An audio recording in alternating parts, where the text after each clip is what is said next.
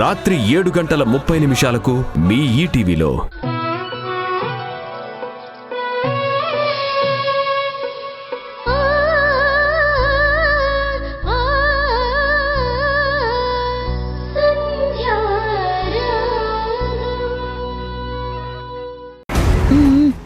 Mummy, మరి ఆ రామ్ పరిస్థితి ఏంటి?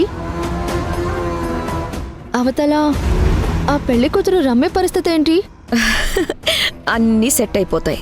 అనుకున్న ప్లాన్ ప్రకారం నీ పెళ్లి జరుగుతుంది. నువ్వేం కంగారు పడుకో. నేనొచ్చిందే నీకు పెళ్లి చేయడం కోసం. ఆ వింధ్య నాకు పెళ్లి చేస్తానంది కదా, ఇప్పుడు కాళ్ళు వేళ్ళు పట్టుకున్నా వదిన కనికరించదు. రాజేష్ కూడా అమ్మ మాట కాదనలేడు. నీకు మీ బావకి ఈ రోజు పెళ్ళైపోతుంది. రేపు హనీమూన్కి వెళ్ళిపోతారు. ఆ తర్వాత కొడుకునో కూతుర్నో ఇదిగో నా చేతుల్లో పెట్టాలి. నీ సంతోషం చూడాలని నేను ఇదంతా చేస్తున్నాను. మమ్మీ, నువ్వు నీ ఒక్కొక్క కోరిక చెప్తుంటే నాకు చాలా థ్రిల్లింగ్గా ఉందమ్మా. ఇది జరుగుతుంది. నువ్వు కోరుకున్నట్టుగానే సంవత్సరం తిరక్క ముందే పాపును బాబును నీ చేతుల్లో పెట్టేస్తాను. మా బావ నా మెళ్ళో 3 ముళ్ళు వేసి 7 అడుగులు నడిచి నాతో జీవితాన్ని పంచుకుంటే ఈ జన్మకి అది చాలమ్మా. నా కోరిక ఇప్పుడు నెరవేరబోతున్నందుకు నాకు చాలా చాలా ఆనందంగా ఉంది. I love you mummy.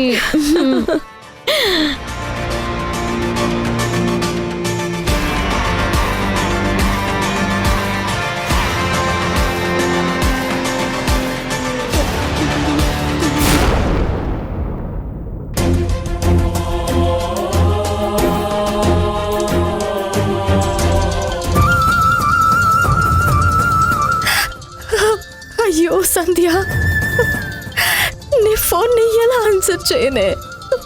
ఏం చెప్పనే నీకు? ఇప్పుడున్న పరిస్థితుల్లో నేనెవరితోనూ మాట్లాడలేను. నన్ను క్షమించవే.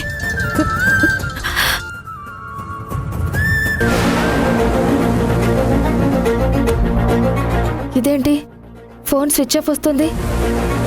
ఇప్పటి వరకు రింగ్ అయింది కదా, సడన్ గా స్విచ్ ఆఫ్ అని వస్తుంది ఏంటి? ఏమండి ఏమండి, శ్రీకర్ బాబు, శ్రీకర్ బాబు, శ్రీకర్ బాబు, ఈ విషయం మీకు తెలియదా? ఏ విషయం అండి? సంధ్యకు కూడా తెలియదా? సంధ్యకు తెలిస్తే ఎందుకు మౌనంగా ఉంటుంది? మీరు దేని గురించి మాట్లాడుతున్నారు? అదే, ఈరోజు రాజేష్ గారి పెళ్ళంట. ఇరుగు పొరుగు వాళ్ళంతా అనుకుంటున్నారు గుట్టు చప్పుడు కాకుండా పెళ్లి చేస్తున్నారంట కదా. దాని గురించి ఇప్పుడు ఎందుకండి? మీరు ఇక్కడి నుంచి వెళ్ళండి. అదేంటి, మీకు తెలిసి కూడా తెలియనట్టుంటున్నారు? పాపం వింధ్యకు అంత అన్యాయం జరుగుతుంటే మీరు ఎలా సైలెంట్గా ఉంటున్నారు? అసలు సంధ్య ఎలా సైలెంట్గా ఉంది?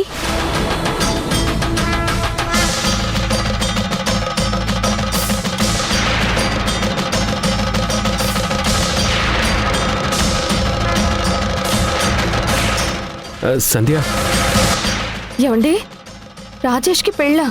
అవును సంధ్య, నీకు ఈ విషయం తెలియదా? ఊరంతా అనుకుంటున్నారు. నీకు తెలియకపోవడం ఏంటి? నీ స్నేహితురాలకి అన్యాయం జరుగుతుంది సంధ్య. ఏమండి, మీరు అనవసరంగా ఇక్కడ అలాంటి విషయాలు మాట్లాడకండి. ముందు ఇక్కడి నుంచి వెళ్ళండి. తన ఆరోగ్యం అసలే బాలేదు. ఇలాంటి విషయాల గురించి తను ఎక్కువగా ఆలోచించకూడదు. దయచేసి ఇక్కడి నుంచి వెళ్ళండి. సారీ బాబు, సంధ్య ఆరోగ్యం బాగలేదన్న విషయం నాకు తెలియదు. అందరు అనుకుంటున్నారని నేను చెప్పడానికి వచ్చాను. సంధ్యకు స్నేహితురాలు కదా, ఇంత జరిగినా నువ్వు ఇంట్లో ఉన్నావేంటి అని అడగడానికి వచ్చాను. సారీ అమ్మా.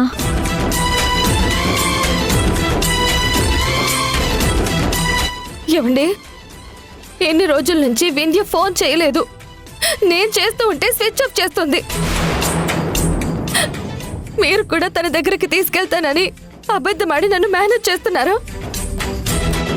రాజేష్ గారికి అక్కడ పెళ్ళవుతూ ఉంటే మీరు నాకు తెలియకుండా దాచుతున్నారా?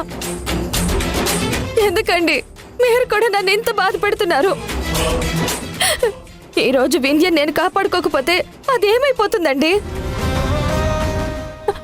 మొన్నటికి మొన్న సూసైడ్ అటెంప్ట్ చేసింది. అదృష్టం కొద్దీ ఆ రోజు మీరు వెళ్ళి కాపాడారు. ఇప్పుడు ఈ పరిస్థితుల్లో అది బ్రతకదు. రాజేష్ గారు లేకపోతే అది చచ్చిపోతుంది. నా వింధ్య నేనే కాపాడుకోవాలి. సంధ్య, మనం దీనికి వేరే ఏదైనా మార్గం చూద్దాం. అవసరమైతే పోలీస్ స్టేషన్లో కేసు పెట్టైనా వింధ్య కాపురాన్ని కాపాడే ప్రయత్నం చేద్దాం. నువ్వు వింధ్య గురించి ఆలోచించద్దు, ఎక్కడికి వెళ్ళొద్దు.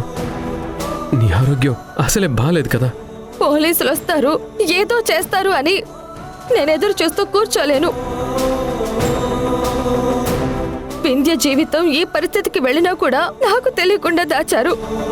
ఇప్పుడు తెలిసినా కూడా తెలియనట్టు ఉండమని చెప్పడం చాలా అన్యాయం అండి. వింధ్యకి ఎంత కష్టం వచ్చినా పైకి సంతోషంగానే ఉన్నారని చెప్తుంది. సమస్య చెప్పుకోలేదు. దానికి ఎవరూ లేరండి. వాళ్ళ అమ్మా నాన్న కూడా సపోర్ట్ చెయ్యరు. ఈ ఊరికి వచ్చేటప్పుడు కూడా ఏదైనా సమస్య వచ్చినా నేనున్నానన్న ధైర్యంతో వచ్చింది. అలాంటిది అది పుట్టెడు కష్టాల్లో ఉంటే నేను దాని కష్టం గురించి ఆలోచించకుండా ఇంట్లో ప్రశాంతంగా నేను ఉండలేను. ఏం చేసైనా ఈ పెళ్ళి ఆపుతాను. ఆపకపోతే వింధ్య బ్రతకదు. వింధ్యకి ఏదన్నా అయితే ఈ సంధ్య బ్రతకదు. ప్లీజ్ అండి, నేను వెళ్ళాలి. అర్జెంటుగా వింధ్య దగ్గరికి వెళ్ళాలి.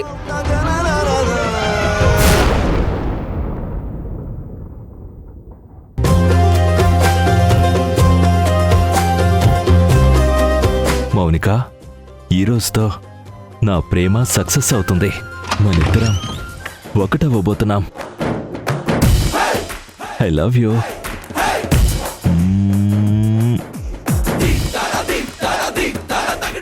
ముద్దులెవరికి? పెళ్లి కూతురుకా? అవును, నాకు కాబోయే భార్యకి. వీడియో కాల్లో ముద్దు పెడుతున్నావా? సిగ్గులేదు? ఇంకా సేపట్లో పెళ్లి కదా, పక్క గదిలోనే అత్తయ్యని పెట్టుకుని ఏంటిలాగా? ఎలాగో పెళ్ళైపోతుంది కదా. పైగా వీటన్నిటికీ పర్మిషన్ ఇచ్చిందే మీ అత్తయ్య కదా. నీకు సిగ్గులేదు, ఆవిడికి బుద్ధి లేదు. ఈ వయసులో అలాంటి పనులు చేయడం ఏంటి? చిచి! ఏంటయ్యా చిచ్చి, మాటి మాటికి వయసు వయసు అంటావు? ఆ అమ్మాయికి ఏం వయసు అయిపోయిందని? నాకేం వయసు వచ్చిందని? అమ్మాయా? ఆంటీని పట్టుకుని అమ్మాయి అంటున్నాడు. ఎన్నిసార్లు చెప్పాలి నీకు? ఆంటీ ఆంటీ అంటావేంటి? ఈ మాట తను వింటే చాలా హర్ట్ అవుతుంది. అసలు నేను ప్రేమిస్తుంది, పెళ్లి చేసుకోబోతుంది ఎవరినో నీకు తెలుసా? ఏయ్, ప్రేమ లేదు గీమా లేదు, చంపేస్తా. అసలు నీ మొహానికి మా అత్తయ్యలా నచ్చిందిరా. అయినా మౌనికకి పెళ్లి చేయకుండా రాధికని పెళ్లి చేసుకోవడానికి ఎలా వచ్చావురా నువ్వు? రాధిక నేను పెళ్లి చేసుకోవడం ఏంటి? ఏం మాట్లాడుతున్నావు? రేయ్, ఇంతసేపు వీడియో కాల్ చేసావు, ఫోన్లో ముద్దులు పెట్టావు, మా అత్త కోసం చీర కూడా కొనుక్కొచ్చావు కదా. అసలు నువ్విక్కడ ఒక్క క్షణం కూడా ఉండడానికి వీల్లేదు. కూతురుండగా తల్లి పెళ్లి చేసుకుంటే ఎంత అసహ్యంగా ఉంటుంది. తాళి కట్టడానికి నువ్వు సిద్ధంగా ఉన్నా తాళి కట్టించడానికి మేము సిద్ధంగా లేము. ఈరోజు నువ్వో నేనో తేలిపోవాలి. వెళ్ళరా ఇక్కడి నుంచి, వెళ్ళరా. సన్నీ,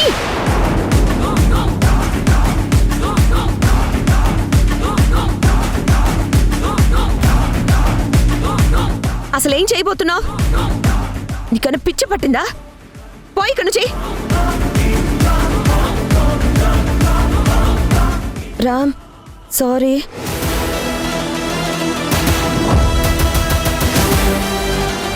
ఇంకా పోవా? చిని, వీడిని తీసుకెళ్ళు, తీసుకెళ్ళు. రామ్, కాదండి, ఆయన పెళ్ళి ఎవరికి అనుకుంటున్నాడో మీకు అర్థం కావట్లేదో. ఆయన ముందు నుంచి వయసు వయసు అంటుంటే నాకేం అర్థం కాలేదో. సన్నీ చిన్ని నాకు మౌనికకి పెళ్ళి అనుకోవడం లేదో. అబ్బా రామ్, వాళ్ళ గురించి వదిలే.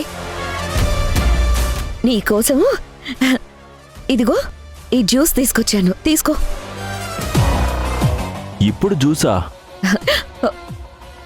పెళ్లికి ముందు జ్యూస్ ఇవ్వడం మాకు అలవాటు. ఇదిగో ఈ జ్యూస్ తాగు.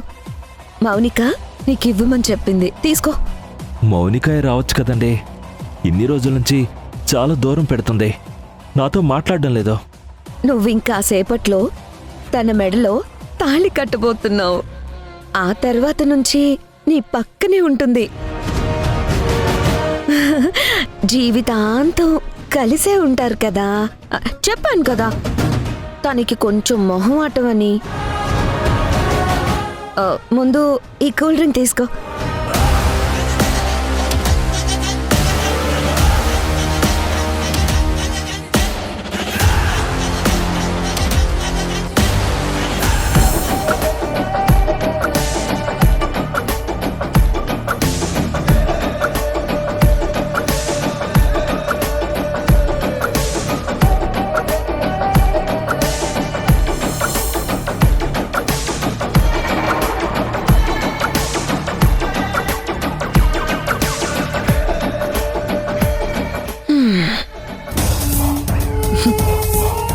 పిచ్చోడా, ఇది తాగితే పిచ్చివాళ్లాగా ప్రవర్తిస్తావు. నువ్వేం చేస్తున్నావో నీకే తెలీదురా. ఈ మైకం నీకు 2 రోజుల వరకు ఉంటుంది. నీకు నా కూతురు కావాలా?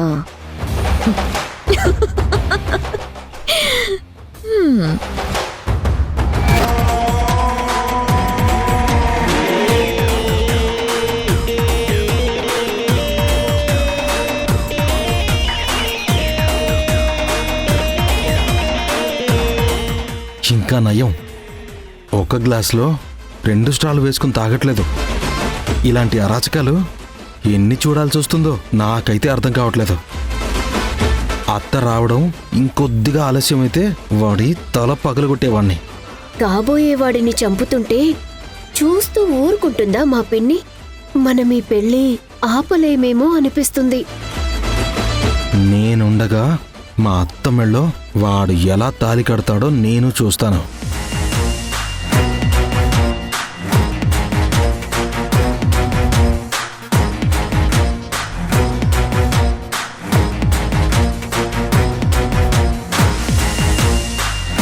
పిచ్చోడా, ఇంకో 10 నిమిషాల్లో నువ్వుగా ఉండవురా. నువ్వేం చేస్తున్నావో, ఎక్కడికి వెళ్తావో తెలియని మత్తు నీకెక్కబోతుంది.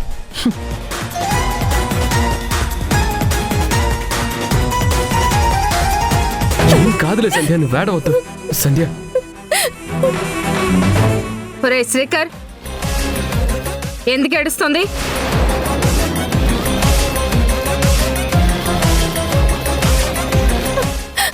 అత్తయ్య, డాక్టర్ విశ్రాంతి తీసుకోమని చెప్పారు కదా, ఏమైంది? అయిపోయింది అత్తయ్య, అంతా అయిపోయింది. ఏమైంది? నా స్నేహితురాల జీవితం నాశనం అవబోతుంది. ఊరు మొత్తం తెలిసిన విషయం నాకు తెలియలేదు. మీరంతా నాకు నిజం చెప్పకుండా దాచారు. అత్తయ్య, ప్లీజ్ అత్తయ్య, నేను వెళ్ళి వాణి అత్తయ్యతో మాట్లాడతాను. ఆవిడ ఖచ్చితంగా వింటుంది. తన కాళ్ళు పట్టుకుని బ్రతిమలాడి ఈ పెళ్ళ ఆపేస్తాను. వేద్యకి నేను తప్ప ఎవ్వరూ లేరు. ప్లీజ్ అత్తయ్య, ఒక్కసారి నేను అక్కడికి వెళ్ళొస్తాను. లేదంటే నాతో పాటు మీరు కూడా రండి. ఎలాగైనా ఈ పెళ్ళి ఆపాలి. రండి అత్తయ్య. సంధ్య, ఆగు. ముందు లోపలికి వెళ్ళు. అత్తయ్య, నువ్వు గడప దాటి బయటికి వెళ్ళడానికి వీల్లేదు. ముందు లోపలికెళ్ళు.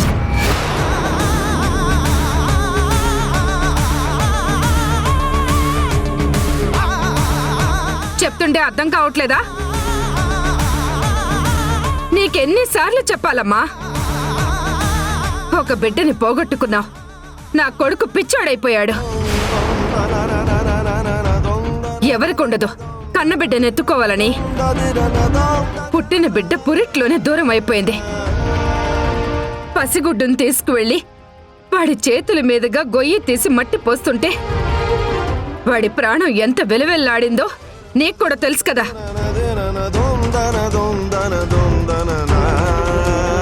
డాక్టర్లు నీకు ముందే చెప్పారు నువ్వు వీలైనంత విశ్రాంతి తీసుకోవాలని. ఏమాత్రం ఒత్తిడికి లోనైనా ఇబ్బంది పడతావని డాక్టర్లు చెప్పిన తర్వాత కూడా ఇంకా నువ్వు బయట వాళ్ళ కష్టాల్ని నెత్తి మీద వేసుకుంటున్నావు. వాణి గారికి ఎదురెళ్ళొద్దని చెప్పాను. ఈ విషయం తెలియకుండా నిన్ను ఆపమని చెప్పింది కూడా నేనే. నువ్వెక్కడికి వెళ్ళడానికి కూడా వీల్లేదు. అత్తయ్య అత్తయ్య ప్లీజ్ అత్తయ్య, నేను అక్కడికి వెళ్ళకపోతే నా వింధ్య జీవితం నాశనం అయిపోతుంది. వెళ్తే నీ జీవితం నాశనం అయిపోతుంది. నేనేమైపోయినా పర్వాలేదు అత్తయ్య. వింధ్య ఈ విషయం నాకు చెప్పుకోలేక, పరిస్థితులకి ఎదురెళ్ళలేక నరకం అనుభవిస్తుంది.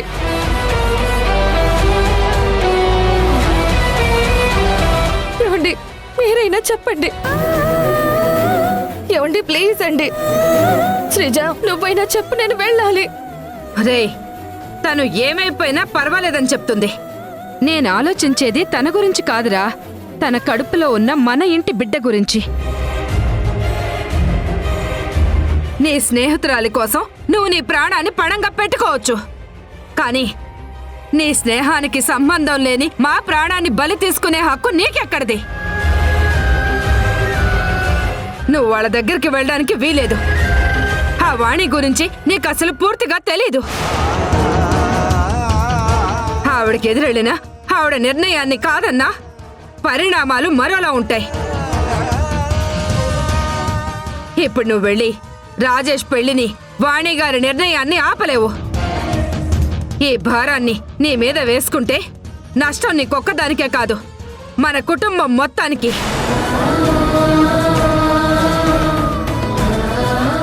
శ్రీకరం, అత్తయ్య, అమ్మాయిని లోపలికి తీసుకెళ్ళు. సంధ్య, లోపలికి వెళ్దాం పద. ఏం మాట్లాడుతున్నారండి? వింధ్య ఆ పరిస్థితుల్లో ఉందని తెలిసాక నేను మాట్లాడకుండా, నేను వెళ్ళకుండా ఎలా ఉండగలను? నేను తనతో మాట్లాడాలి.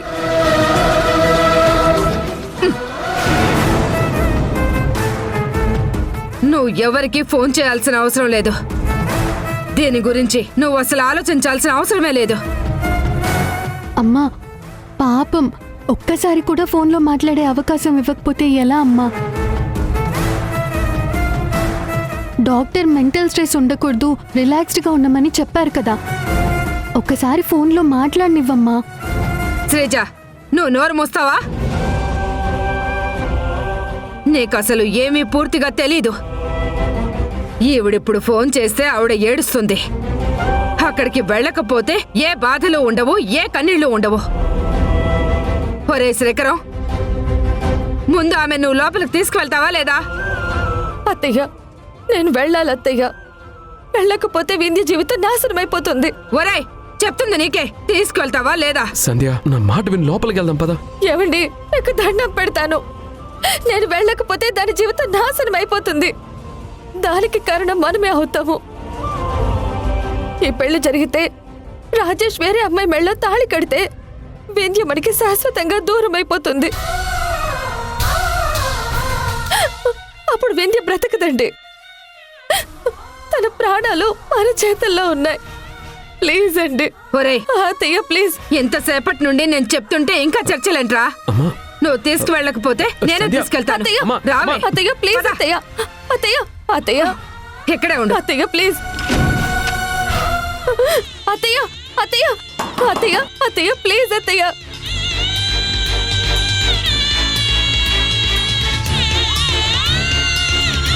అత్తయ్య అత్తయ్య ప్లీజ్. అత్తయ్య తలుపు తీయండి. అమ్మా, ఏంటమ్మా మరీ ఇంత మొండిగా చేస్తున్నావు? తలుపుకి తాళం వేయడం ఏంటమ్మా? మాట్లాడితే అర్థం చేసుకుంటుంది కదా. నీ భార్య అర్థం చేసుకోదురా. ఇప్పుడు మనం వదిలేస్తే పరిగెత్తుకుంటూ వింజ దగ్గరకు వెళ్తుంది. ఏ క్షణాన ఏమవుతుందోనని కాళ్ళు కూడా కింద పెట్టకుండా కంటికి రెప్పలా కాపాడుకుంటుంటే ఇప్పుడు ఉన్న సమస్యలు చాలదన్నట్టు కొత్త సమస్యలని నెత్తి మీద వేసుకుంటుంది. అత్తయ్య అత్తయ్య మీ కాళ్ళు పట్టుకుంటాను, దయచేసి తలుపు తీయండి. తను ఎక్కడికి వెళ్ళడానికి వీలేదు, ఈ తలుపు కూడా తీయడానికి వీలేదు. అమ్మా, నేను చెప్తుంది సంధ్య గురించి మాత్రమే కాదు, సంధ్య కడుపులో పెరుగుతున్న మన ఇంటి బిడ్డ గురించి కూడా. మన బిడ్డ మనకు ప్రాణాలతో దక్కాలంటే డాక్టర్ చెప్పినట్టు సంధ్య ఎక్కడికి వెళ్ళడానికి వీలేదు. ఇక వింధ్య గురించి అంటావా? దేవుడు ఎలా రాసి పెడితే అలా జరుగుతుంది, దాని గురించి వదిలే.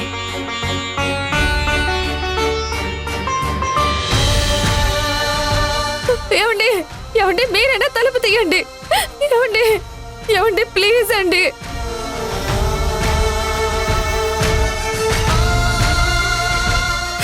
ప్లీజ్ డోర్ ఓపెన్ చెయ్యండి.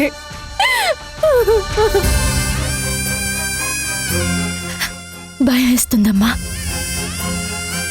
మీ నాన్న మన నుంచి దూరం అయిపోతున్నారు, ఆపడానికి ఎవరూ లేరు. ఈ పెళ్లి గనక జరిగితే నేను బ్రతుకున్న జీవం లేని శవంతో సమానం. నా జీవితం శూన్యమైపోతుంది. ఈ పెళ్లి జరిగితే నా జీవితంలో చీకట్లు అలుముకుంటాయి. నేను ఓడిపోయాను, అత్తయ్య చేతిలో ఓడిపోయాను. సంధ్య రాలేని పరిస్థితి. నన్ను కాపాడడానికి ఇంకెవ్వరూ లేరు.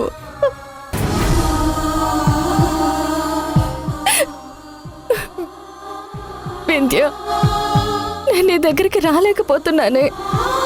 నేను ఇక్కడే ఉండి కూడా నీ జీవితాన్ని కాపాడలేకపోతున్నాను. నన్ను క్షమించు.